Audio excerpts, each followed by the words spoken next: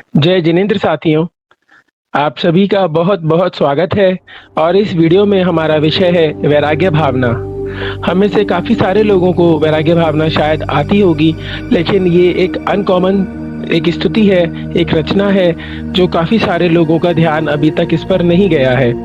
किंतु ये एक उत्कृष्ट चित्रण है कि कैसे 6 खंड के राजा एक चक्रवर्ती ने सब कुछ छोड़कर, एक मुनि महाराज के सदुपदेश के बाद सब कुछ छोड़कर, कैसे उन्होंने भव भव माने संसार, तन तन माने देह और भोग विषय भोगों के स्वरूप का चिंतन किया, और इस चिंतन के माध्यम से उन्हें विरक्ति हुई, और उस विरक्ति को आधार बनाकर कैसे एक 6 खंड के राजा ने अपनी जो अथाह अकूट संपत्ति थी उसे एक पुराने तिनके के समान, वैसे एक जीर्ण तिनके के समान छोड़ दिया और जाकर अपने आत्मकल्याण में रत हुए।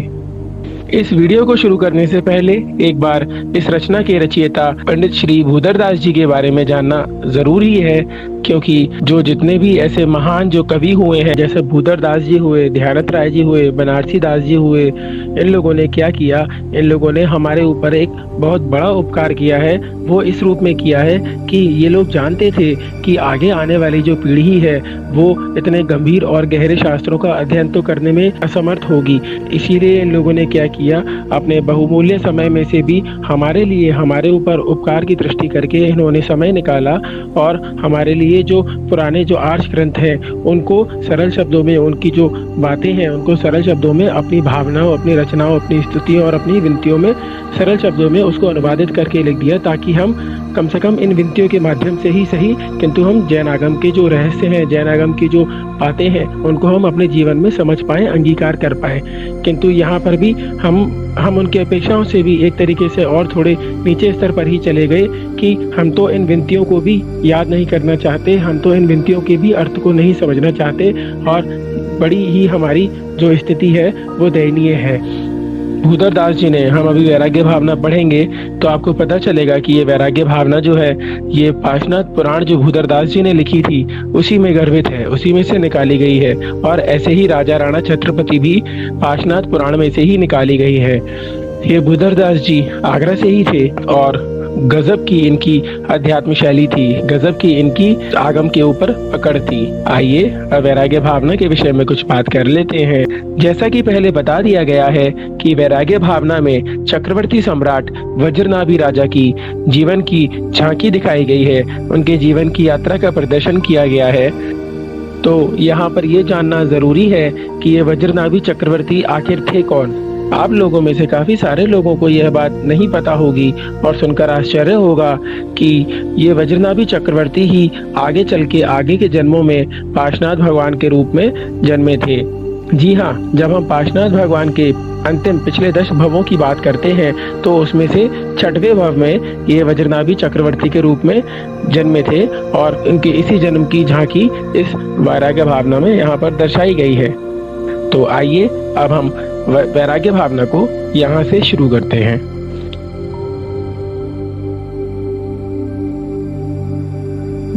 बीज राख फल भोग वे, ज्यों किसान जग माही, त्यों चक्री नृप सुख करे, धर्म विसारे नाही।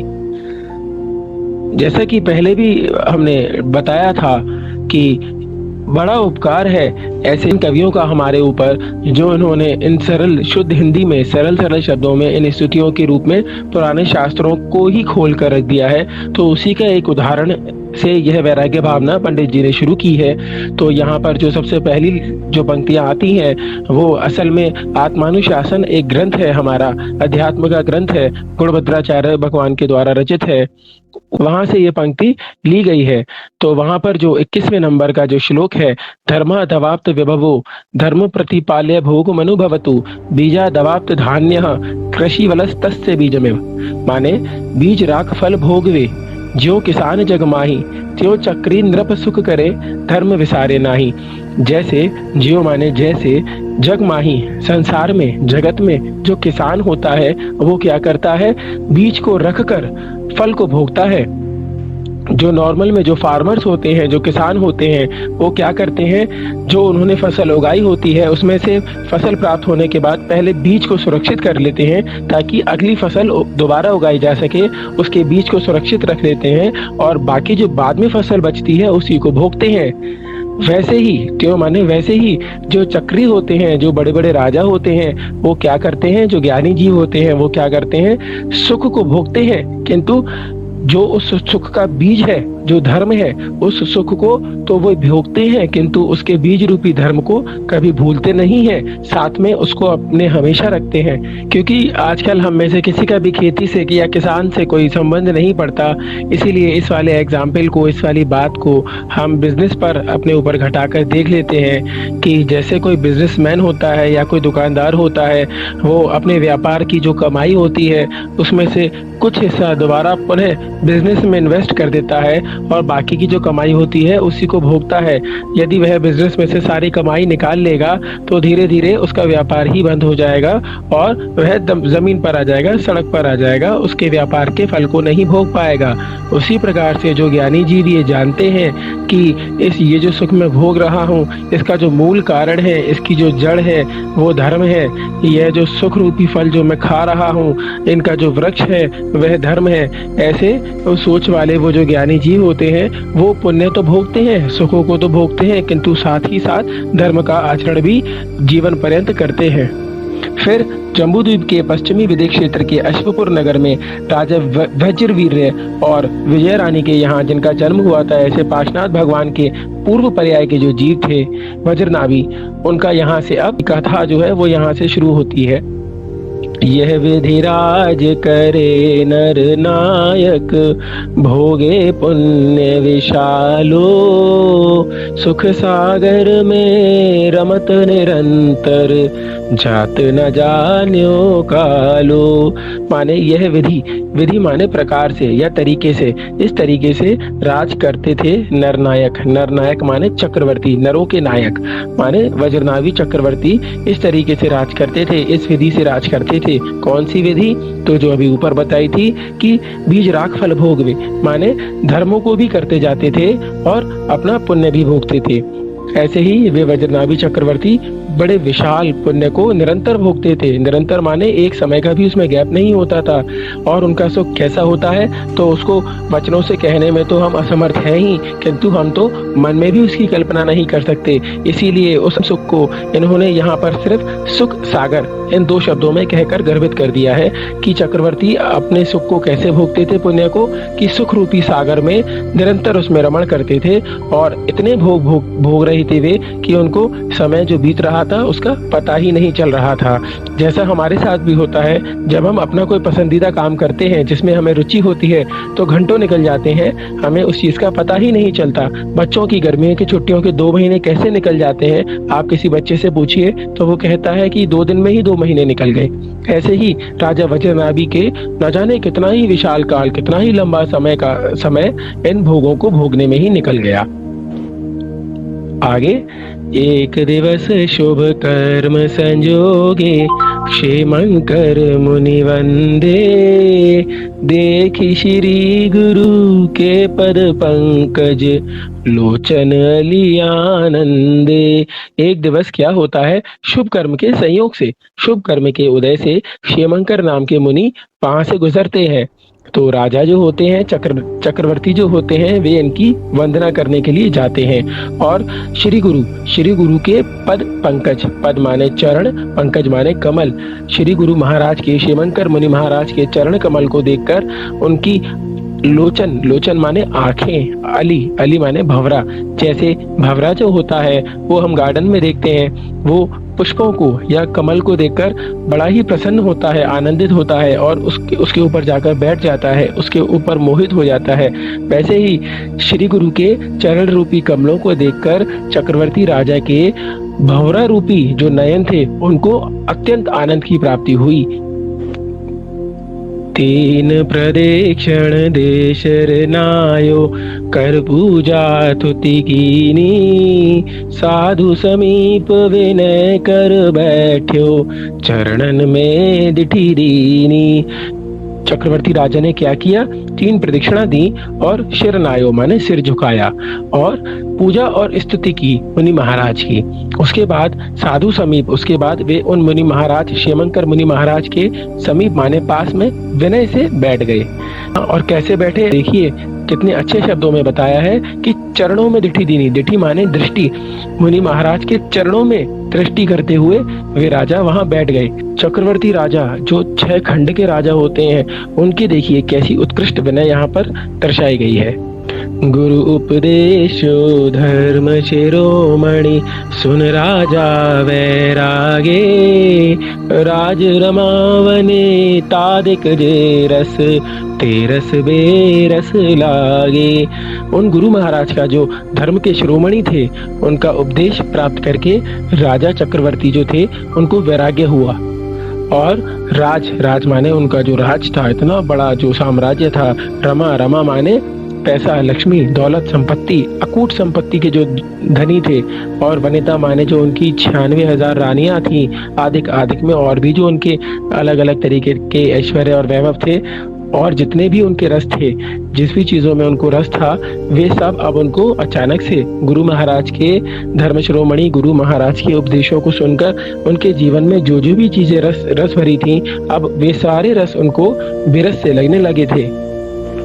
मुनि सूरज कथनी किरणावली, लगत भरम बुद्धि भागी, भवतन भोग स्वरूप विचार्यो, परम धर्म अनुरागी।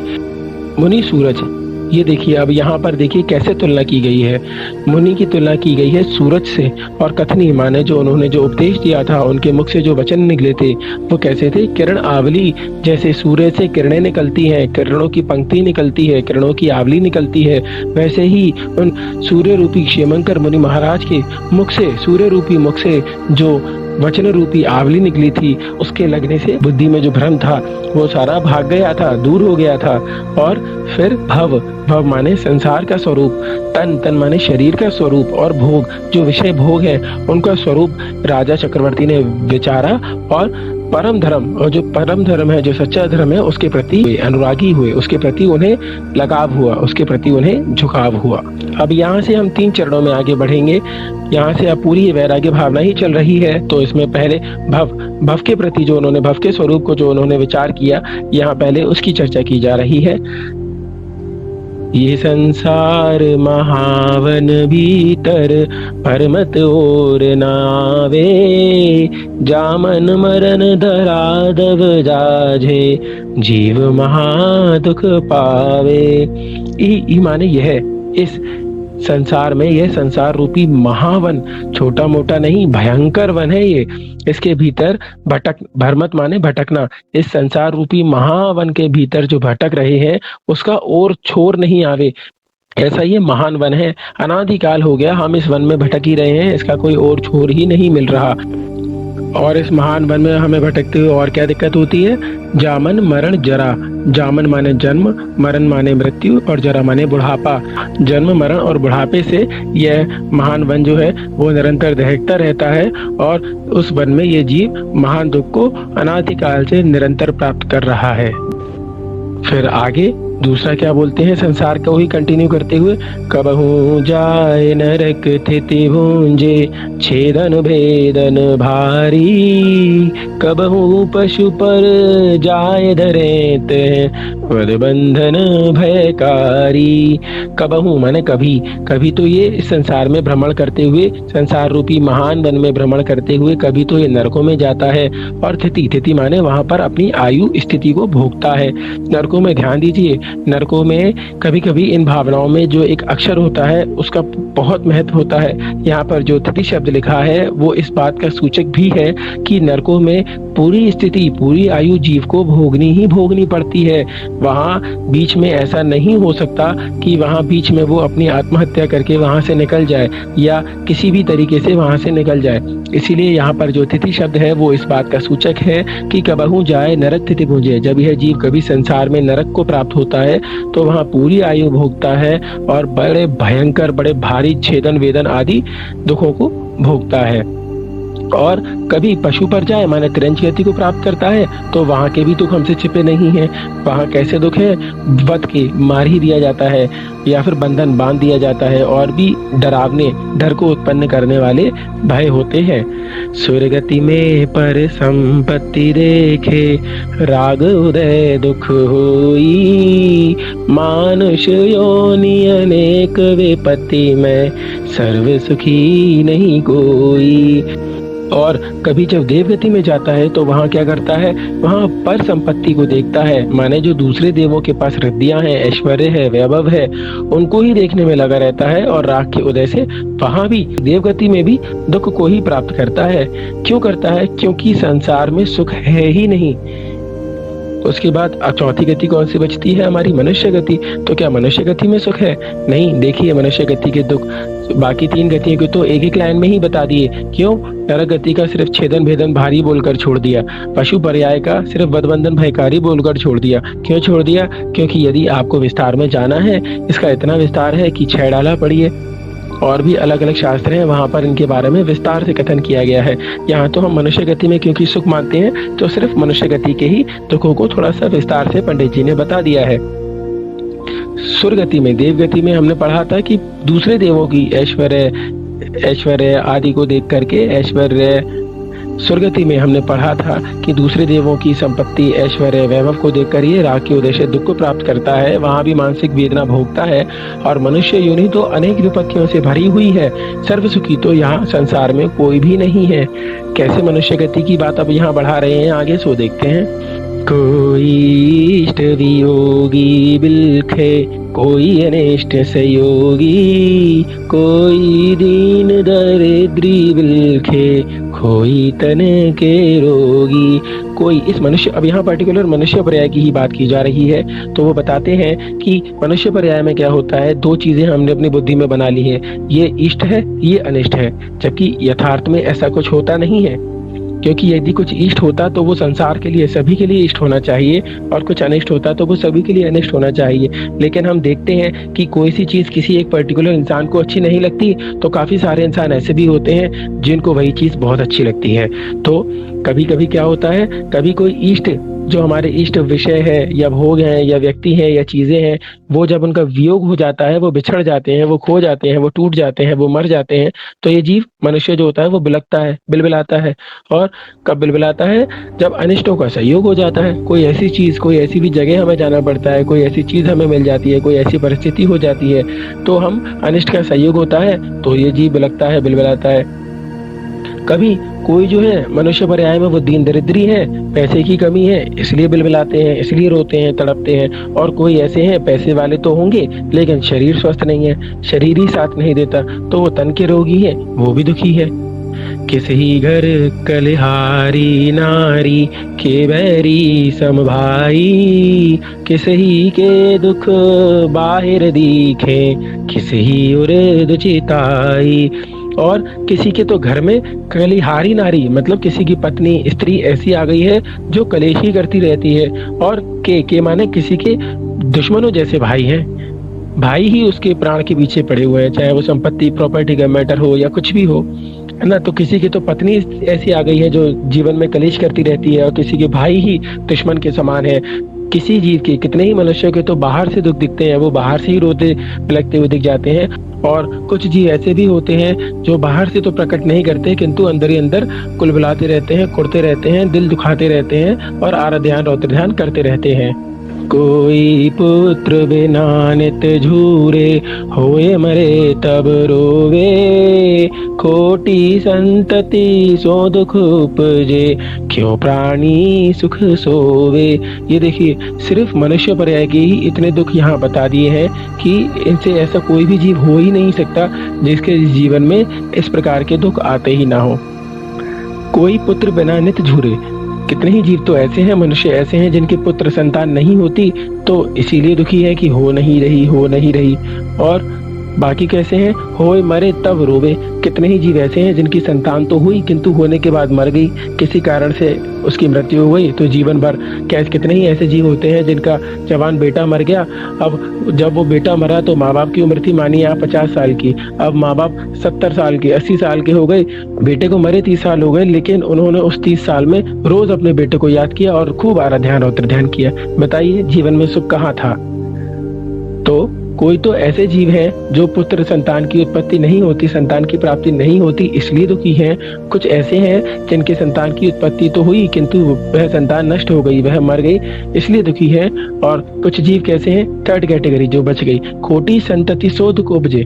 संतति माने संतान, और किसी की हुई लेकिन मरी नहीं तो वो कैसी हो गई? उसकी संगति खोटी हो गई, वो ऐसी खोटी औलाद हुई, किसी की ऐसी खोटी संतान हुई। आजकल आप देखिए हमें प्रत्यक्ष ही दिखता है, बेटा संतान जो है आजकल माँ बाप की इज्जत ही नहीं करते। कितने वृद्धाश्रम आजकल भरे हुए हैं।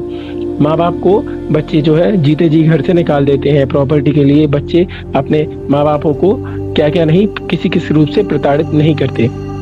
तो खोटी संतान की उत्पत्ति से भी दुख उपजता है। तो फिर ये प्राणी कैसे सुख को प्राप्त करेगा? तीनों ही केस में हुआ नहीं हो रहा था तो दुखी था, होकर मर गया तो दुखी है, और मान लीजिए होकर अगर संतान खोटी निकल गई तो इस जीवन में उसका होना ही बेकार हो गया। क्योंकि ये कहावत भी है कि आदमी किसी के आगे नहीं हारता, अपनी औलाद के आगे ही हारता है। तो आप सोचिए यदि किसी की औलाद ऐसे निकल जाए तो क्या उसके पूरे जीवन में उसको सुख मिलेगा? नहीं मिल सकता। उदय जिनके तिनके भी नाही सदा सुख साता, जो जगवास जथारत देखे सब दिखे दुखदाता। अब मान लीजिए वो कहते हैं कि फॉर एन एक्सेप्शन, मान लीजिए अगर किसी के पुण्य का उदय है भी कुछ समय के लिए तो भी कैसा है वो? मान लीजिए अगर किसी के पुण्य का उदय है भी तो वो कैसा है? ना ही सदा सुख साता, हमेशा लंबे समय तक नहीं रहता। किसी के पुण्य का उदय है भी तो कितना, थोड़ा सा, उसके बाद तो नियम से दुख आएगा ही आएगा। इसीलिए वो कहते हैं कि जगवास माने संसार को यदि यथार्थ रूप से देखें, जैसा उसका सच्चा स्वरूप है, यदि हम वैसे देखें तो इस संसार में सब सिर्फ दुख को देने वाले ही हैं, सब दिखे दुखदाता। इस संसार में सुख है ही नहीं। क्यों नहीं है? इसी बात की प्रबलतम जो इस बात का बेस्ट उदाहरण हो सकता है वो अब अगली लाइन में दे दिया है कि जो संसार विषय सुख होता, तीर्थंकर क्यों त्यागे, काहे को शिव साधन करते, संयम सो अनुरागे। हमारे पास तो लिटरली हमारे पास तो भोगों के नाम पर भी एक कुछ है ही नहीं। हम तो बिल्कुल हर फील्ड में जीरो हैं। अरे किसी ने कमा लिए तो कितने कमा लिए? 1 करोड़, 2 करोड़, 1.5 करोड़, 2.5 करोड़, 500 करोड़, उससे ज्यादा कुछ भी नहीं है। किसी के पास गाड़ी होंगी तो कितनी होंगी? हमारे तो शरीर भी धूल मिट्टी के समान है। किंतु जो तीर्थंकर के जो जीव होते हैं उनका तो अपार वैभव होता है। किंतु जब वो यहाँ ये कहते हैं कि अगर संसार में सुख होता, इन विषयों में सुख होता, इन संसार में सुख होता, तो तीर्थंकर भगवान जिनके पास सब कुछ था वो क्यों इसे त्याग कर जाते? जिन चीजों के पीछे हम अपना जीवन बर्बाद करे जा रहे हैं कि इतना चाहिए, इतना कमा लूं, ये पहनूं, ऐसे रखूं, ऐसे करूं, इसको भोगूं, इसको खाऊं, इसको पीऊं, ऐसे अपने आप को प्रेजेंट करूं, तो यदि इन सब में सुख होता तो तीर्थंकर क्यों त्यागते? क्या तीर्थंकर से आप हम ज्यादा समझदार हैं? मतलब तीर्थंकरों ने इसे त्याग दिया, इसका मतलब उन्हें नहीं पता था कि इसमें सुख है ना? और वो क्यों शिव माने मोक्ष, वो क्यों मोक्ष का साधन करते, मोक्ष के लिए प्रयत्न करते, मोक्ष के लिए वनों में जाकर तप करते, और क्यों वो संयम को अनुरागते, क्यों वो संयम के प्रति लगाव को रखते? इसको और थोड़ा सा अच्छे से समझने के लिए हम एक बार अपनी कंपैरिजन करते हैं एक बार किसी भगवान के साथ, क्योंकि हम तो इस संसार में सुख मानते हैं लेकिन भगवान ने तो इसे छोड़ दिया है ना। तो एक बार हम कंपैरिजन करते हैं कि हमारे पास पहली बात तो है ही क्या, और जो थोड़ा सा किसी के पास यदि कुछ आ भी जाता है तो उसे 8 प्रकार के मदों से वो इतना घिर जाता है, पता नहीं अपने आप को क्या समझने लगता है। एक बार आदिनाथ भगवान के बारे में देखते हैं। आदिनाथ भगवान से ऊंचा वैभव किसका होगा उस जमाने में, उनके समय में? भाई जिसके पिताजी कुलकर थे, जिनका एक बेटा, जिनका बड़ा बेटा 6 खंड का राजा चक्रवर्ती भरत चक्रवर्ती था, जिनका एक बेटा कामदेव था, और उनकी 2 अत्यंत गुणवान बेटियां। कोई ऐसा वैभव, कोई ऐसी चीज, संसारिक चीज, ऐसी लौकिक कोई चीज नहीं थी जो आदिनाथ भगवान के लिए प्राप्त करना मुश्किल था। लेकिन फिर भी भोगों को उन्होंने खूब भोगा, लेकिन अंत में उन्होंने क्या डिसीजन लिया? वही डिसीजन लिया जो सही था। और सही क्या था कि वो ये मान गए थे, वो ये समझ गए थे कि इन भोगों में सुख तो होगा, सुख का आभास तो होगा, किंतु ये भोग आगे चल के नियम से दुख को देने वाले हैं। क्यों? क्योंकि यही संसार का स्वरूप है। यदि मुझे सुख चाहिए, सुख कैसे कहते हैं? जो कभी जिसके बाद दुख ना आए। सुख उसी को कहा जाता है जिसके बाद कभी दुख ना आए।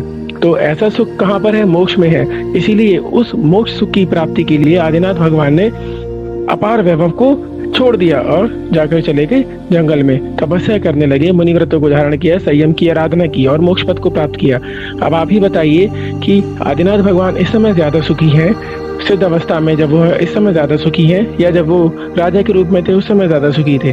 और फिर दूसरी बात ये है कि उनके समान वैभव यदि हमारे पास हो, उनके समान संपदा यदि हमारे पास हो, तभी भी हम उसको भोगने की लालसा रखें तो ठीक है। हमारे पास तो कुछ है ही नहीं, उसके बाद भी हम अंधे हुए जा रहे हैं। ये सोचने की बात है।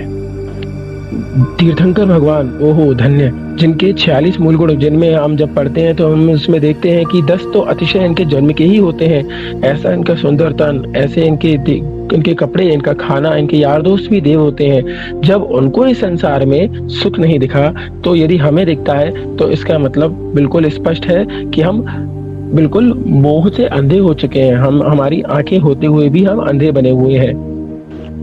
और उसमें भी दूसरी हैरानी की बात यह है कि इतने उत्कृष्ट वैभव और इतने बड़े महान परिवारों के साथ, इतने बड़े बड़े दिमाग में संकल्पों विकल्पों के साथ, इतनी सारी जिम्मेदारियों के साथ भी वो राजा आदिनाथ भगवान, भरत चक्रवर्ती, बाहुबली भगवान, इन्होंने अपने जीवन पर्यंत, जब ये लौकिक जीवन में थे तभी भी इन्होंने जीवन पर्यंत धर्म का साथ कभी नहीं छोड़ा। और एक हम है, हमारे पास कुछ भी नहीं है, तो मुनि बनना तो बहुत ही दूर की बात है, नेक्स्ट टू इम्पॉसिबल ही है। किंतु हमारे पास तो मंदिर जी जाने का भी समय नहीं होता, हमारे पास तो इतना भी समय नहीं होता कि हम तौर तरीके से जिनवाणी खोलकर जिनवाणी का स्वाध्याय कर ले, थोड़ा सा आत्मचिंतन कर ले। अब आप ही बताइए। अब यहाँ तक इन्होंने संसार के, हमने बात की थी 3 प्रकार के, 3 चीजों के स्वरूप की बात की जाएगी, तो यहाँ तक इन्होंने भव के स्वरूप का विचार जैसे किया था चक्रवर्ती राजा ने, उसको बता दिया। अब यहाँ से देह या तन के स्वरूप का विचार शुरू होता है। तो ये तन कैसा है? देह अपावन तेरे घिनावन, या में सार न कोई, सागर के जल सो शुचि कीजे, तो भी शुद्ध न होई। ये देह कैसा है? अपावन है, अपवित्र है और अस्थिर है, माने सदा नहीं रहता। 100 साल, 150 साल, 200 साल, 50 साल, कोई तो बचपन में ही मर जाते हैं। और घिनौना है, ऊपर से भले ही ना हो किंतु अंदर से तो नियम से घिनौना ही है, इसलिए इसमें कोई सार है ही नहीं। इसको आप एक बाल्टी से क्या नहाते हो, एक मग्गे से क्या नहाते हो, इसके लिए तो आप पूरी नदियों में गंगा जल क्या करेगा, इसके लिए तो आप पूरे समुद्र के जल से भी यदि आप इसकी शुद्धि करने बैठेंगे तो भी ये शुद्ध नहीं होगा। क्यों नहीं होगा? क्योंकि इसका स्वरूप ही ऐसा है। कभी भी कोई वस्तु जो होती है अपने स्वभाव को, अपने स्वरूप को छोड़ती नहीं है। तो ये इस देह का, इस शरीर का स्वरूप ही ऐसा है कि ये कभी शुद्ध हो ही नहीं सकती। किंतु देखिए, दोबारा हमारी मोही बुद्धि, हम जीवन भर इसी को सजाने संवारने और स्वच्छ करने में, खुशबूदार बनाने में, चमकीला बनाने में लगे रहते हैं। और तो और जो संसार में जो लक्षण बताए जाते हैं जिनसे जीव को वैराग्य की उत्पत्ति पहले हो जाती थी, आजकल जैसे एक सफेद बाल के होने से कितने ही जीवों को वैराग्य की उत्पत्ति हो जाती थी, किंतु आजकल तो उन लक्षणों को भी हम नहीं आने देते। आजकल तो एक बाल सफेद हुआ तुरंत डाई चालू, थोड़ी सी चेहरे पे झुर्रियां आई, एंटी रिंकल क्रीम चालू। अब देह का स्वरूप आगे कंटिन्यू करते हैं। सात कुधातु भरी मल मूरत, चर्म लपेटी सोहे, अंतर देखत या सम जग में, अवर अपावन को है। बिल्कुल यही बात हमने राजा राणा छत्रपति की अशुचि भावना में पढ़ी थी कि 7 कुधातुओं से भरी है। यह है जो मल की मूर्ति है, मतलब एक कूड़े की, मल माने कूड़ा, कूड़े की एक तरीके से ये मूर्त है, मूर्ति है क्या, हमारा शरीर। और ऊपर से चम्र माने चमड़ी लपेट दी है, इसलिए अच्छी लगती है। अंतर अगर इसके, यदि आप इसके अंदर जाकर देखोगे तो या माने इस देह के बराबर, सम माने बराबर, या सम इस देह के बराबर इस संसार में, अवर माने दूसरा, अपावन को है। पूछते हैं कि अगर आप इस चमड़ी के नीचे जाकर देखोगे, शरीर के अंदर देखोगे, तो इसके बराबर अपावन, अपवित्र, घिनौना, अशुचि इस संसार में दूसरा क्या है? कुछ भी नहीं है। नवमल द्वार श्रवेण शिवासर, नाम लिए घिन आवे। व्याधि उपाधि अनेक जहाँ तह, कौन सुधी सुख पावे। और जो इसके अंदर भरा हुआ है उसी के बाहर आने के जो द्वार बने हुए हैं, जैसा हमने पहले भी राजा राणा छत्रपति में हमने डिस्कस किया था कि यदि हम किसी के घर में जाते हैं, हम गेट बजाते हैं तो उस गेट में से वही निकलता है जो उसके घर के अंदर होता है। उसी प्रकार से इस शरीर में जो द्वार बने हुए हैं उन द्वारों से क्या निकलता है। निशी निशी माने रात को, वासर वासर माने दिन में या 24 घंटे। उस शरीर में इस देह में 9 द्वार बने हुए हैं, तो उनमें से क्या निकलता है, वही निकलता है जो अंदर भरा हुआ है। बताया था ऊपर मल मूरत, तो 9 द्वार हैं, उन द्वारों में से 24 घंटे मल का स्राव होता है, मल रिश्ता है, मल निकलता है और नाम लेने में भी घिन आती है। उसके ऊपर मल के अलावा भी अनेकों व्याधियां, उपाधियां, हारी बीमारी, किसी के कुछ दिक्कत, किसी को कुछ दिक्कत, कितनी है इनका तो कहना भी मुश्किल है। ऐसे में कौन सुधी माने बुद्धिमान ज्ञानी जीव होगा इस शरीर से सुख की कामना करेगा। पोषत तो दुख दोष करे अति, शोषत सुख उपजावे। दुर्जन देह स्वभाव बराबर, मूर्ख प्रीति बढ़ावे। यहाँ कवि शरीर के ही स्वरूप को आगे, उसके स्वभाव को और आगे बढ़ाते हुए कहते हैं कि शरीर का जो स्वभाव है वो किसी दुर्जन माने दुष्टजन या जो हमारा शत्रु है उसके स्वभाव के जैसा ही है। एक शरीर, हमारे शरीर और एक शत्रु के स्वभाव में बिल्कुल भी अंतर नहीं है। क्यों नहीं है? क्योंकि शरीर का पोषण और शोषण उसी प्रकार दुख और दोष तथा शांति उत्पन्न करता है जैसे किसी दुर्जन का। माने जैसे कोई शत्रु होता है, यदि हम उस शत्रु का पोषण करेंगे, हम उसको पालेंगे, जैसे कहते हैं ना कि अपने ही दुश्मनों को पालेंगे, तो वो दुश्मन हमें आगे चल के दुखी करेंगे। जितना हम उनको पालेंगे उतनी ही हमारे लिए आगे दिक्कतें होंगी। और यदि हम दुश्मनों को खत्म करते जाएंगे, उनको सुखाते जाएंगे, उनका नाश करते जाएंगे, तो हमें सुख होगा। और इस चीज से तो हमारे सभी शास्त्र भरे हुए हैं। विशेष रूप से जो हमारे अध्यात्म के शास्त्र हैं वो तो इस चीज से भरे हुए हैं। जैसे कि पूज्यपाद आचार्य महाराज ने अपने प्रसिद्ध ग्रंथ इष्टोपदेश की 19वीं कारिका में भी यही लिखा है कि यज्जीवस्य उपकाराय तद्देहस्य उपकारकम, यद्देहस्य उपकाराय तज्जीवस्य उपकारकम। माने जो जीव या आत्मा का जो उपकार करने वाले काम होते हैं, कारण होते हैं, वे शरीर का अपकार या बुराई करते हैं। और जो चीजें शरीर का हित करती हैं, जो क्रियाएं, जो चीजें, जो विषय भोग शरीर का हित करती हैं, शरीर को अच्छी लगती हैं, शरीर का उपकार करती हैं, वो नियम से आत्मा के लिए अहितकारी होती हैं। बिल्कुल वैसी ही बात है जैसी यहाँ कही गई है, वैसे ही ये शरीर है। शरीर के स्वभाव के बारे में कहते हैं कि शरीर का स्वभाव ऐसा है कि आप इसके जितना पालन पोषण करोगे, जितना अच्छा बादाम तेल, आजकल ड्राई फ्रूट्स आप खिलाओ इसको, इसकी खूब बढ़िया तेलों से मालिश करो, किंतु ये इतना मक्कार शरीर है कि यदि आप जीवन भर 60 साल आप इसको खूब खिलाओ पिलाओ, सेवा करो, पोषण करो, यदि आप 60 साल तक ये करने के बाद 10 दिन 15 दिन इसको थोड़ा सा छोड़ दो, इसकी देखरेख छोड़ दो, तो कैसा ये आपके ऊपर बदला दिखाता है। वैसा ही जैसा एक शत्रु करता है, तो ऐसे इस शरीर का जो स्वभाव है वो दुर्जन के बराबर है। तो कोई मूर्ख ही होगा जो ऐसे शरीर के प्रति प्रीति करेगा, ऐसे शरीर के प्रति लगाव रखेगा। राचन जोग स्वरूपन या को विरचन जोग सही है, यह तन पाए महातप कीजे, या में सार यही है। क्योंकि इसका स्वरूप जो है, इसका स्वभाव जो है वो दुर्जन के जैसा है, इसलिए राचन जोग स्वरूप नहीं है इसका, रचने योग्य है, मतलब राग करने के लायक नहीं है ये शरीर, ये देह विरचन जोग सही है। इसके लिए, इससे तो आपको विरक्त ही रहना चाहिए। इस तन को पाकर महान तप कीजिए, इस शरीर का सदुपयोग कीजिए, यही सार है। करने लायक जो वस्तु है वो यही है। क्योंकि इस शरीर, दोनों ही बातें अपनी अपनी जगह पर हालांकि उल्टी हैं, किंतु दोनों ही बातें अपनी अपनी जगह पर बिल्कुल सटीक है। ये शरीर दुर्जन है, इस शरीर के प्रति प्रीति नहीं करनी है, ये बात जहाँ तक ठीक है उतनी ही ये भी बात बिल्कुल ठीक है कि यही एक शरीर है। मनुष्य की जो शरीर है, मनुष्य का जो पर्याय है, वही एकमात्र उपाय है, वही एकमात्र हमारे पास एक तरीका है जिससे हम मोक्ष के लिए प्रयत्न कर सकते हैं। इसलिए यहाँ कह दिया है कि इसका स्वभाव जो है वो दुर्जन के बराबर है, इसलिए इससे प्रीति तो मत कीजिए, किंतु इसमें रचिए मत और इससे विरक्त रहिए। और इस तन को प्राप्त कर लिया है आपने बड़े पुण्य कर्म की वजह से, तो अब क्या कीजिए, सारभूत क्या है, करने लायक चीज क्या है, महान तप कीजिए। अब यहाँ से हमारा तीसरा चलेगा, तीसरा चरण चालू होता है, जहाँ पर हमने संसार के स्वरूप का विचार कर लिया, देह के स्वरूप का विचार कर लिया। अब तीसरा था हमारा भोग। भवतन भोग स्वरूप विचारे हो। अब भोग की बात आती है तो हम उसको शुरू करते हैं। भोग बुरे भव रोग बढ़ावे, बैरी है जग जी के, वे रस होए वे पाक समय अति, सेवत लागे नी के। भोग जो है वो बहुत बुरे हैं। क्यों? क्योंकि वो भव रोग, संसार रूपी रोग को, संसार रूपी बीमारी को बढ़ाने वाले हैं और जी माने जीव की, हमारी आत्मा के लिए बैरी है। जितना हम भोगों में लीन होते हैं उतना ही हमारी आत्माओं को कष्ट होता है।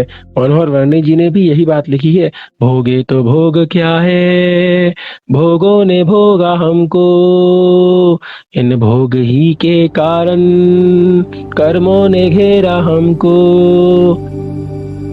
इसलिए ये जो भोग है ये भवरोग को बढ़ाने वाले हैं और जीव के लिए बैरी है। और कैसे हैं? जब इन भोग को जब हम भोगते हैं तब तो अच्छा लगता है, किंतु विपाक समय अति बेरस होए, जब इनका फल आता है, जो भोगों को भोगते हुए जो हम कर्म करते हैं, जब फिर उनका फल आता है तो बड़ा कष्ट होता है जीव को। बेरस होए विपाक समय अति, सेवत लागे नहीं के। ये जो भोग है पहले ही संसार को बढ़ाने वाले हैं और जीव के लिए बैरी हैं, किंतु हम इन्हीं की सेवा करते रहते हैं। इन्हीं की प्राप्ति में कैसे कैसे कुछ अच्छा करूं, कैसे अपने रहने के लिए अच्छा घर बनाऊं, कैसे अपने खाने के लिए बढ़िया बढ़िया चीजें लाऊं, कैसे पहनने के लिए अच्छे अच्छे कपड़े लाऊं। पांचों इंद्रियों की भोगों की ही सेवा में हम लगे रहते हैं, उनको इकट्ठा करने में लगे रहते हैं। और ये कैसे हो जाते हैं? भोगने के बाद, थोड़ा सा खाने के बाद फिर ये बेरस हो जाते हैं। क्या कोई ऐसा भोग है, जैसे मान लीजिए किसी को रसगुल्ला पसंद है, तो क्या ऐसा हो सकता है कि वो एक रसगुल्ला, 2 रसगुल्ला, 50 रसगुल्ले, 100 रसगुल्ले खा ले और खाता ही चला जाए? खा ही नहीं सकता। क्यों? क्योंकि भोग में तो सुख होता ही नहीं है। ये तो आपकी ऐसी इच्छा आपने बना रखी है, आपने ऐसे इष्ट अनिष्ट आपने उनमें कल्पना कर रखी है सुख की, इसीलिए वो आपको सुख का अनुभव उसमें होता है, आप उसमें मानते हैं, किंतु उसमें सुख होता नहीं है। उन्हीं की सेवा में जीव लगा रहता है और जब उनका फल प्राप्त होता है तो वही भोग जो है वो बेरस हो जाते हैं, उनमें कोई रस नहीं रह जाता थोड़ा सा भोग लेने के बाद। ये भोग कैसे हैं? जब इनका जब फल मिलता है, विपाक माने जब इनका फल मिलता है, तो ये जो भोग हैं ये कैसे हो जाते हैं? बेरस हो जाते हैं। बहुत इनका कड़वा फल मिलता है, दोनों ही अपेक्षा से, इस जन्म में भी और आगे के जन्म में भी। जैसे मान लीजिए कि आपको लाल किला जाना था देखने, आपकी बहुत सालों से इच्छा थी कि आगरा जाएंगे तो लाल किला देखेंगे, तो आपने इसके लिए प्रयत्न किया, बड़े मन में संकल्प विकल्प किए और जैसे तैसे आपका मौका लगा कि आप आगरा आ गए। अब ठीक है, आपका बहुत मन में उस भोग को भोगने की इच्छा थी कि मैं लाल किले के एक बार लाल किला जाकर के देखूं, वहां जाके फोटो खिंचवाऊं, वहां के इतिहास का पता करूं। तो आप लाल किले में प्रवेश कर गए। पहले तो आपके उसके टिकट के लिए लंबी लाइन में घंटों लगना पड़ा। फिर जब आप लाल किले में पहुंचे तो कितनी देर, वो भोग आपका कितनी देर तक आपके लिए अच्छा रहा, उसका फल आपको अच्छा लगा? ज्यादा से ज्यादा 10 मिनट, 15 मिनट, 1 घंटा, कोई बहुत ज्यादा होगा तो 3-4 घंटे बैठ जाएगा। ऐसा तो नहीं था ना कि उस लाल किले में उसको इतना अत्यंत आनंद आ गया कि उसके पीछे उसने सब कुछ ही छोड़ दिया।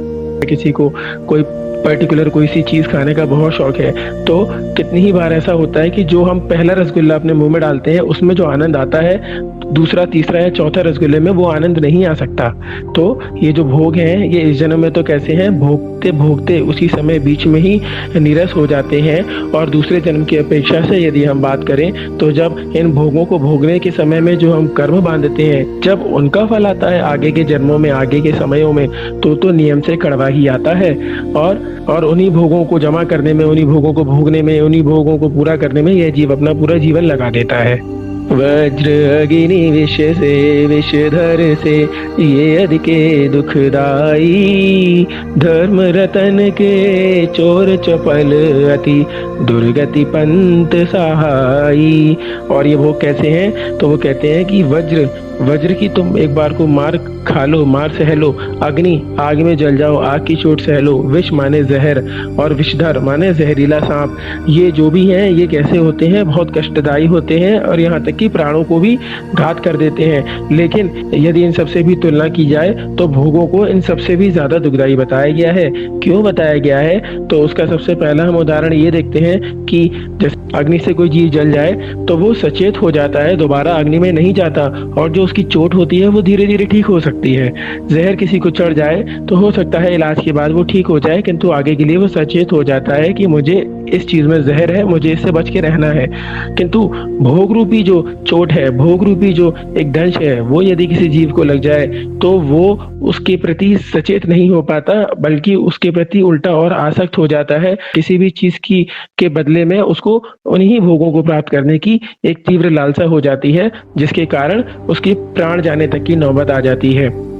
और इस जन्म में तो एक ही बार प्राण जाते हैं और उन्हीं भोगों के कारण आगे जन्म जन्मांतर तक वो निरंतर दुखों को भोगता है। और इन भोगों में ऐसी एक गजब की एक शक्ति होती है जो आपको, जो उस भोगी जीव को, विषयासक्त जीव को बिल्कुल सोचने से, विवेक से, सब चीजों से अंधा कर देती है, और वो बिल्कुल हित और अहित बिना सोचे उस भोग की पूर्ति में, उस भोग की प्राप्ति में, उस भोग के लिए सामग्री इकट्ठा करने में तन मन धन से जुट जाता है। जैसे कि प्रत्यक्ष उदाहरण अभी हम सभी ने देखा कि एक तरफ तो पूरा देश बंद है, लॉकडाउन किया हुआ है कोरोना से, क्योंकि वो संक्रमण फैल रहा है और लोगों को जितना लोगों को जागरूक किया जा रहा है कि ये जानलेवा बीमारी है, यदि आपको होगी तो आपके पूरे परिवार को, आपके पूरे मोहल्ले को, आपके पूरे शहर को भी हो सकती है। सोशल डिस्टेंसिंग बनाइए, फिजिकल डिस्टेंसिंग बनाइए, घर से बाहर मत निकलिए। लेकिन फिर भी आप देखिए, शराब की दुकानें खुली तो कैसे जो विषयासक्त जीव थे, जो शराबी जीव थे, जिनको उस भोग की तीव्र लालसा थी, वो मृत्यु तक का डर छोड़कर शराब की लाइनों में घंटों खड़े रहे। यहाँ तक कि उसमें स्पष्ट रूप से ये भी बात हम जानते हैं कि यदि उसमें किसी एक जीव को ये कोरोना नाम की बीमारी हो जाती तो उसकी एक भूल की वजह से उसका पूरा घर, उसका पूरा परिवार भी मृत्यु के मुहाने तक जा सकता था। किंतु ऐसी ही है भोग की आसक्ति। दूसरा उदाहरण भी इसका जगत प्रसिद्ध है, वो था रावण का। रावण के जीव को सीता को भोगने की एक ऐसी आसक्ति थी कि उसके पीछे उसको अपने मान से उसने जोड़ लिया, और उस भोग के पीछे पूरी लंका नगरी, उसके ना जाने कितने ही भाई बंधु, उसकी वजह से कितना महान भीषण युद्ध हुआ, कितने ही निर्दोष जीव मृत्यु को प्राप्त हुए। साथ में रावण भी उस भोग के ही कारण आज नरक में दुख भोग रहे हैं। इसलिए ये जो भोग है ये कैसे हैं? वज्र से, अग्नि से, जहर से और जहरीले सांप के दंशों से भी अधिक दुखदायी हैं। और धर्म रूपी जो रत्न है उसके अति प्रबल चोर हैं। प्रबल माने शक्तिशाली चोर हैं, माने यदि इन भोगों की इच्छा किसी को लग जाए तो वो इतनी शक्तिशाली इच्छा होती है कि वो धर्म करने की ओर फिर झुक ही नहीं सकता, उसकी रुचि होती ही नहीं है। और ये भोग कैसे हैं? दुर्गति पंथ सहाय, पंथ माने रास्ता, दुर्गति में जाने के लिए जो मार्ग है उस पर ले जाने के लिए सहायक है। यदि आपको दुर्गतियों में जाना हो तो नियम से इन भोगों को आप इनका सहारा ले लो, इनकी शरण में चले जाओ, तो आप धर्म से विमुख हो जाओगे और दुर्गतियों में अपने आप आपको जाने के लिए सहायता ये भोग कर देंगे।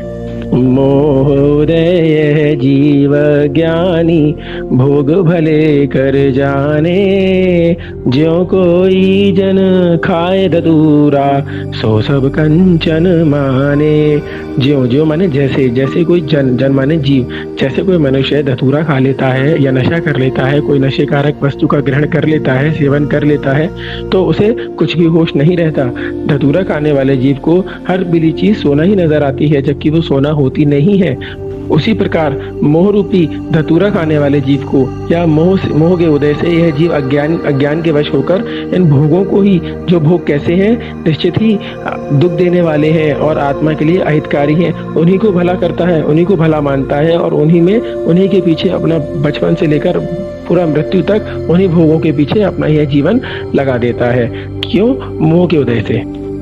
आगे, ज्यों ज्यों भोग संजोग मनोहर, मन वांछित जन पावे, तृष्णा नागिन त्यों त्यों डंके, लहर जहर की आवे। और जैसे जैसे इन भोगों, ज्यों माने होता है जैसे, जैसे जैसे ये मन को अच्छे लगने वाले भोग जो हैं इस जीव को प्राप्त होते हैं, मन वांछित, मन के द्वारा इच्छित, जैसे जैसे ये मनोहर भोग जो है इस जीव को प्राप्त होते हैं, वैसे वैसे क्या होता है, तृष्णा रूपी नागिन जो होती है, वैसे वैसे तृष्णा या आशा रूपी नागिन होती है, वो डसने लगती है। जैसे नागिन होती है वो एक बार डस लेती है तो वो धीरे धीरे असर करती है और धीरे धीरे शरीर में उसका असर, उसका प्रवाह होता है। उसी प्रकार से जैसे जैसे ये धीरे धीरे एक बार भोगों की प्राप्ति इस जीव को होने लगती है तो फिर वो भोगों की गिरफ्त में आ जाता है और धीरे धीरे करके उसको वो नागिन ऐसे लपेट लेती है भोगों के लिए कि फिर उन भोगों की प्राप्ति के लिए वह जीव यदि उन भोगों को नहीं प्राप्त कर पाता तो अंदर ही अंदर जलने लगता है, तड़पने लगता है, फड़फड़ाने लगता है, यहाँ तक कि अपनी मृत्यु तक को उसे स्वीकार करने में कोई भी आपत्ति नहीं होती। इसके प्रत्यक्ष उदाहरण हम लोग दैनिक अपने जीवन में देखते हैं कि किसी लड़के को किसी लड़की से प्यार था तो उसके घर वालों ने मना कर दिया, तो उसने लड़की के साथ नहीं रह पाऊंगा, वो भी उसके इंद्रियों का विषय था। उसने जब ये देखा कि मेरे घर वाले बाधा बन रहे हैं और मैं अपने इस जो भी मेरा ये भोग है, मुझे इससे शादी करनी है, यदि मैं ये नहीं कर पाऊंगा तो उसको वो उस भोग रूपी नागिन उसको ऐसा डसी कि वो जहर धीरे धीरे उसके शरीर में फैल गया और अंत में उस भोग के ही कारण उसकी मृत्यु हो गई।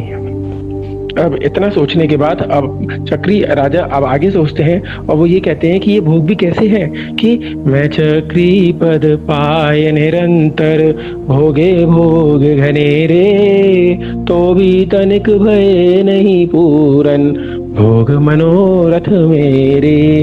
अब वो वज्रनाभि चक्रवर्ती ये विचार करते हैं कि मैंने तो चक्रवर्ती पद प्राप्त किया हुआ है और मैंने तो इन सारे भोगों को निरंतर बिना किसी ब्रेक के, बिना किसी बाधा के, मतलब मेरा तो कोई शत्रु भी नहीं था, कोई मुझे रोक टोक नहीं थी, ऐसे इन भोगों को मैंने निरंतर भोगा, घने रूप से भोगा, तो भी इतना भोगने के बाद भी तनिक माने थोड़ा सा भी मुझे ऐसा नहीं लगा कि मेरे भोग पूर्ण हो गए, मतलब कि अब मुझे ये भोग नहीं चाहिए। इतना भोगने के बाद भी मैं तृप्त नहीं हुआ। तो अब यहाँ ये वाली बात सोचने की है, जब चक्रवर्ती जिनके पास ऐसे उत्कृष्ट भोग होते हैं, जब इतने लंबे समय तक इन भोगों को निरंतर भोगने के बाद वह संतुष्ट नहीं हुए तो हम कैसे संतुष्ट हो सकेंगे। तो हमारे पास तो भोग भी नहीं है, हमें तो उन भोगों को इकट्ठा करना पड़ता है, फिर प्लस उस इकट्ठा करने के बाद उनका संग्रह करना पड़ता है, उनका संरक्षण करना पड़ता है और बड़ी मुश्किल से दूसरों को बचाकर उन्हें भोगना होता है। तो ऐसे में इतनी बाधाओं के साथ हम उन भोगों को भोग कर, थोड़ा सा भोग कर कैसे सुखी और संतुष्ट हो सकेंगे, इस चीज का जरूर विचार करना चाहिए। राज समाज महाग कारण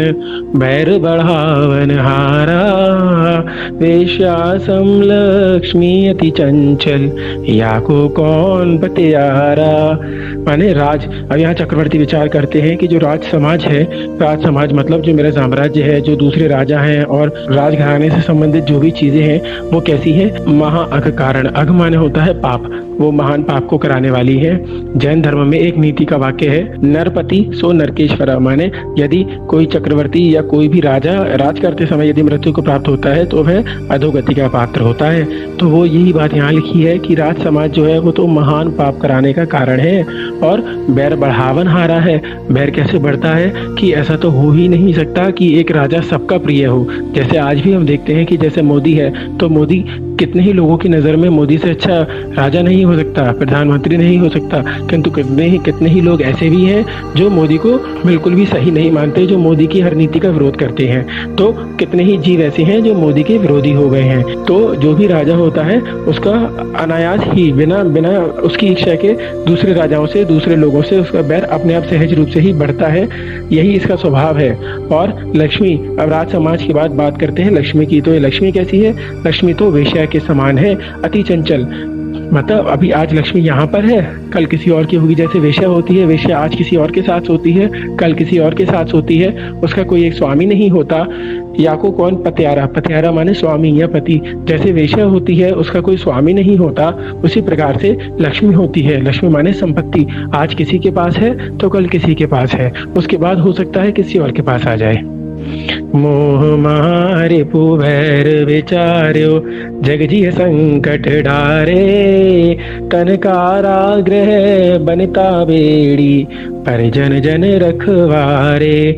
अब वो बताते हैं आगे, उन्होंने चिंतन किया कि जो मेरा जो महानतम शत्रु यदि कुछ इस संसार में है तो वो क्या है, मोह है, ये मिथ्यात्व है, ये मेरा सबसे बड़ा बैरी है और इसी ने मेरे को सारे संकटों में डाला है। और इसकी इसी मोह के मिथ्यात्व के निमित्त से ही मैं जो संसार में फंसता हूँ। तो उस संसार में फंसने में इस समय जो मेरा शरीर है वो तो जेल के समान है, कारागृह के समान है। परिणीता माने पत्नी, पत्नी जो है, मैं इस जेल में तो बंधा हुआ हूँ ही, लेकिन जो पत्नी है वो मेरे पाँव की बेड़ियां हैं, वो मुझे इस जेल से मुक्त होने नहीं देती। यदि किसी के मन में विचार भी आता है कि मैं अपना कल्याण करूँ तो उसकी पत्नी या उसका पति उसे रोक लेते हैं, उसके पैर में बेड़ी के समान काम करते हैं। और परिजन जन, बाकी के जो घर वाले हैं वो मेरी रक्षा करते हैं, वो मेरे ऊपर निगरानी करते हैं कि कहीं ये इस जेल से भाग ना जाए और अपने कल्याण में न लग जाए। क्यों? क्योंकि वो सभी स्वार्थी हैं। वो ये जानते हैं कि यदि ये चला गया तो हमारे खाने पीने की व्यवस्था कैसे होगी, हमारे सुख सामान की व्यवस्था कैसे की जाएगी। सम्यक दर्शन ज्ञान चरण तप ये जी के हितकारी, ये ही सार असार और सब यह चक्री चित्तधारी। सम्यक दर्शन, सम्यक ज्ञान, सम्यक चरण, चरण माने चारित्र, और सम्यक तप, ये चारों सम्यक जो शब्द है वो चारों में लगेगा। ये 4 प्रकार की आराधना होती है, यही इस जीव के लिए हितकारी है।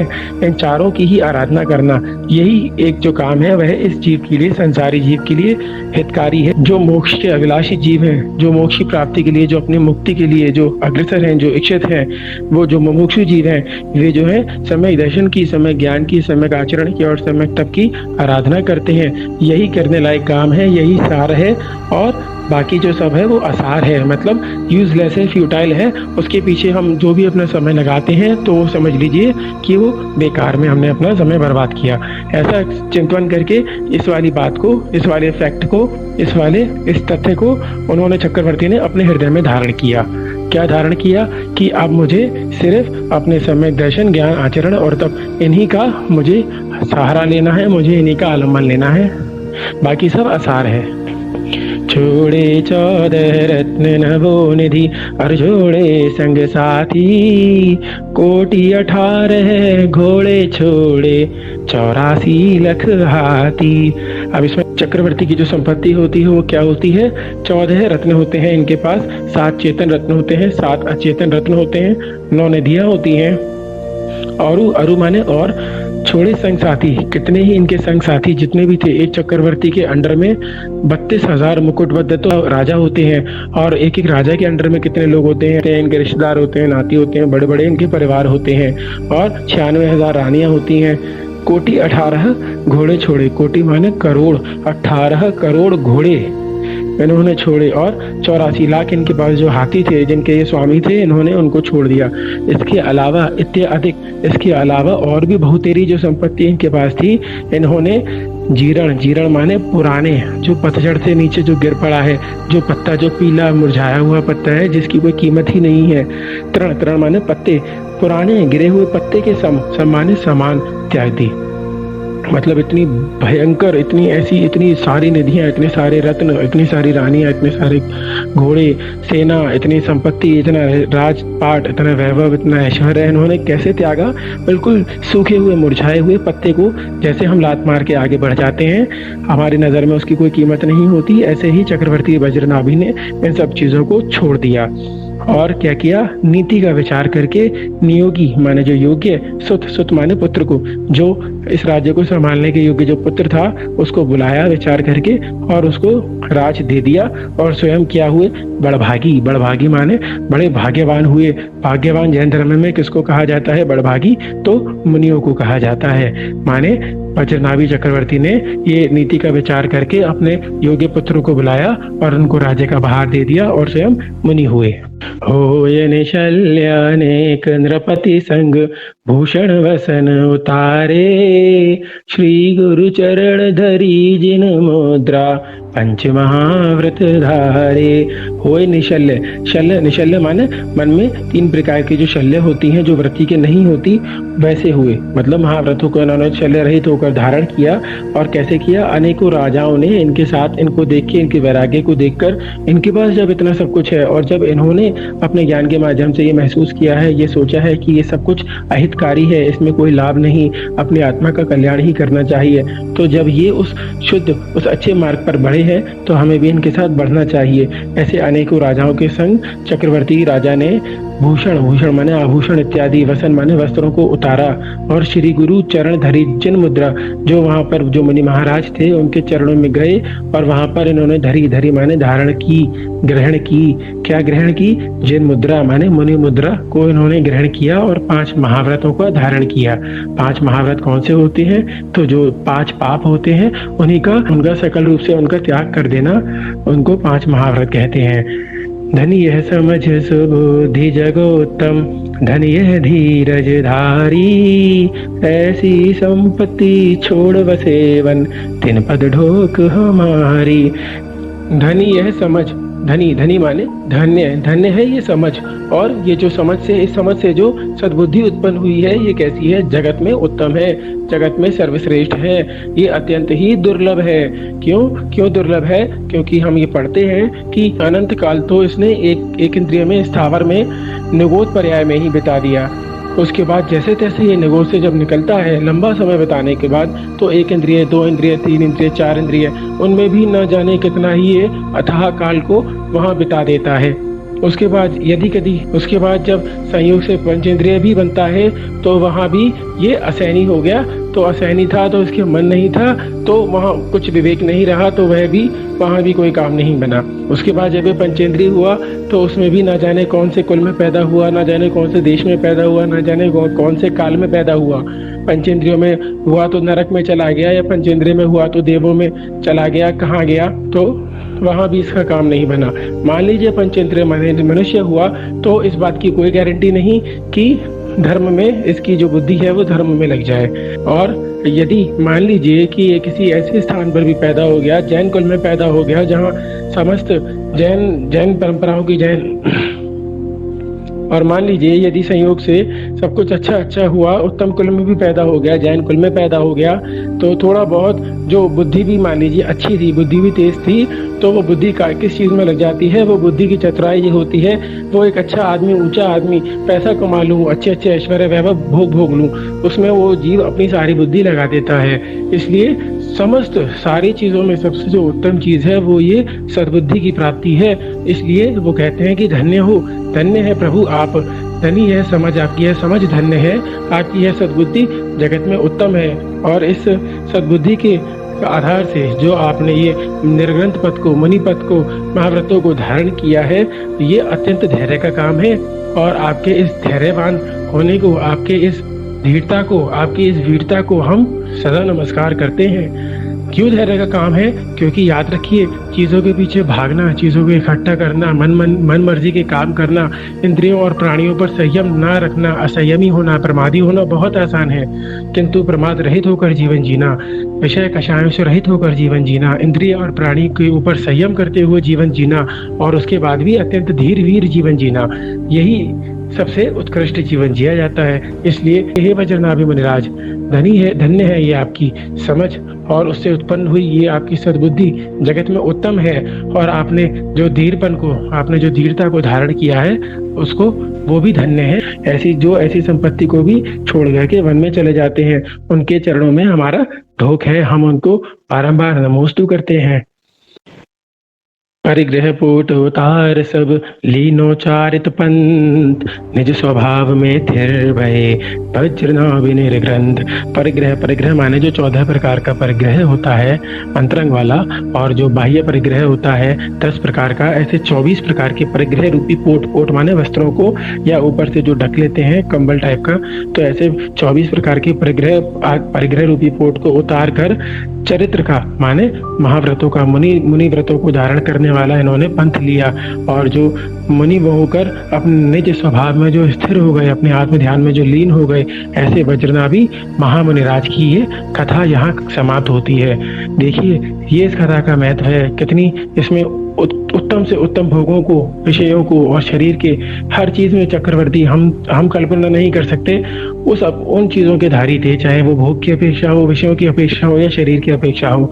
और इस रचना की शुरुआत में जैसा उनका स्वरूप था वो उस लेवल पर भी एक्सट्रीम थे, और जब उस समय हम उनको वज्रनाभि चक्रवर्ती कहते थे, और जब यहाँ हम ये रचना समाप्त होती है तो अब हम उनको वज्रनाभि चक्रवर्ती नहीं कह सकते, अब वो महामुनिराज हो गए। देखिए ये होता है वैराग्य, और यही सही है। इस संसार में कहीं भी सुख नहीं है, इस संसार में सुख हो ही नहीं सकता। जैसा कि इसी भावना की एक पंक्ति है जो हमें जीवन में याद रखनी चाहिए कि जो संसार विषय सुख होता, तीर्थंकर क्यों त्यागे, काहे को शिव साधन करते, संयम सो अनुरागे। यदि आपको यह वैराग्य भावना अच्छी लगी हो तो आप इसको याद कीजिए, इसके अर्थ सहित भी याद कीजिए, और आगे आपके घर में जो भी लोग हैं उनको भी इस वैराग्य भावना के बारे में बताइए। तो इस प्रकार यहाँ वैराग्य भावना तो समाप्त हुई, किंतु हम थोड़ी सी अन्य जानकारी भी इस संबंध में और प्राप्त कर लेते हैं कि इसके आगे क्या हुआ। तो जो वज्रनाभि जो मुनि हो चुके थे वो निरंतर उत्कृष्ट प्रकार के जो 12 प्रकार के जो तप होते हैं उनमें लीन रहते थे, आराधनाओं में लीन रहते थे और भयों से रहित होते हुए संवेग आदि गुणों से वो युक्त थे। ऐसे वनों में वज्रनाभि मुनि महाराज एक समय तपस्या कर रहे थे। तो जैसा कि हम जानते हैं कि उनका और कमट का जो बैर था वो पिछले 10 भवों से चला आ रहा था। तो वही कमट का जीव इस वाली पर्याय में एक भील के रूप में जन्मा हुआ था। तो जिस जंगल में ये मुनिराज तप कर रहे थे तो वे भील वहां आ गया और पुराने बैर के कारण इसने उन मुनि महाराज के ऊपर घोर उपसर्ग किया। इसने उनके कानों में भय देने वाले कड़वे वचन बोले, छेदन भेदन तीव्र बदबंधन किया। उनके ऊपर हथियारों से इन्होंने उपसर्ग किया, प्राण घातक तथा जो डरपोक मनुष्य जिसके नाम से भी डर जाते हैं ऐसा भयानक उपसर्ग किया। किंतु ये मुनि महाराज तो अपने आत्मस्वरूप में लीन थे, अपने ध्यान में लीन थे। इन्होंने समस्त प्रकार के परीक्षाओं को सहा, किसी भी प्रकार से ये अपने ध्यान से च्युत नहीं हुए और उस ध्यान की मुद्रा में ही इन्होंने प्राणों को त्याग दिया। और उस संन्यास मरण के कारण, उस समाधि मरण के कारण वे फलस्वरूप वो जो ऊपर हमारे नव ग्रैविक बने हुए हैं उस मध्यम ग्रैविक में ये सुभद्र नाम के विमान में अहमिंद्र हुए और इनकी आयु जो थी वो 27 सागर की थी। और वह जो पापी भील था वो उसने क्योंकि ऐसा खोटा काम किया था वह रौद्र ध्यान से मरा और मुनि के ऊपर उपसर्ग, मुनि की हत्या करने से जो उसने पाप जो कमाया था उस पाप के भार के कारण वह 7वें नरक में गया और जहाँ उसकी आयु 22 सागर की थी। ये देखिए एक बार दोबारा हम इस चार्ट में देख लेते हैं कि कैसे ये इस चीज में हमें 2 चीजें समझनी चाहिए कि हमें तुरंत ही जिस भी प्रकार से किसी भी वजह से यदि हमारा किसी के साथ क्रोध या बैर हो गया है तो हमें उसे तुरंत खत्म करने का प्रयास करना चाहिए, क्योंकि ये लंबे समय तक किए हुए बैर जन्म जन्मांतर तक चलते हैं, जैसा कि पार्श्वनाथ भगवान और कमठ के जीव के साथ हुआ।